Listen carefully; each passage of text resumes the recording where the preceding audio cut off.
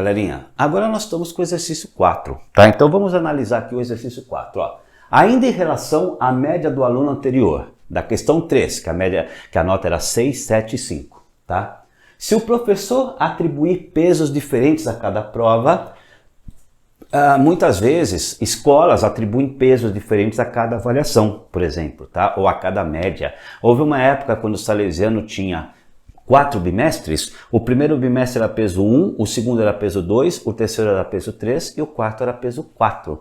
Isso era feito para que a nota do último bimestre tivesse uma grande importância em relação à do primeiro, para que o aluno não parasse de estudar o ano inteiro.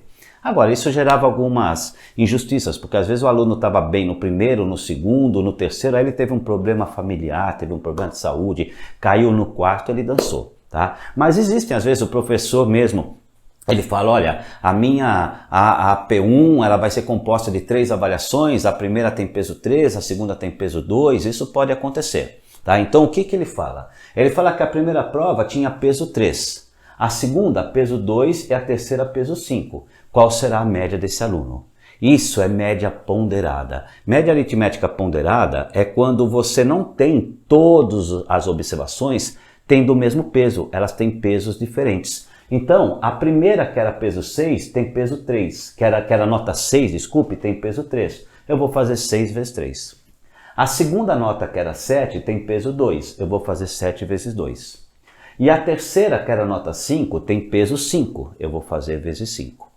E eu somo, não com a quantidade de observações, que nesse caso são 3, mas eu somo com a soma dos pesos, 3 mais 2 mais 5.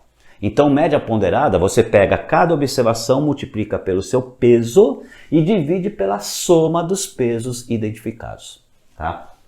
6 vezes 3, 18, 2 vezes 7, 14, 5 vezes 5, 25.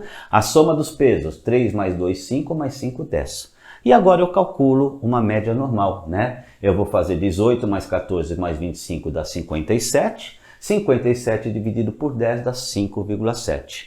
Então, repare, nessa questão de peso o aluno sairia perdendo, né? Porque a média aritmética dele aqui foi 6 e a média ponderada, isso aqui é uma média aritmética ponderada, tá? A média ponderada dele foi 5,7. Ele teria perdido, ele preferiria nesse caso que fosse uma média aritmética simples, tá? Mas então isso que nós estamos fazendo aqui é a média ponderada, quando você tem pesos. Você pega cada observação, multiplica pelos pesos e divide pela somatória dos pesos. Isso existe, porque se a gente pegar uma tabela de frequência, muitas vezes uma tabela de frequência, a média que você está calculando é uma média ponderada, tá? A gente viu isso nos exercícios em sala e a gente vai ver em alguns exercícios aqui da nossa playlist, tá bom?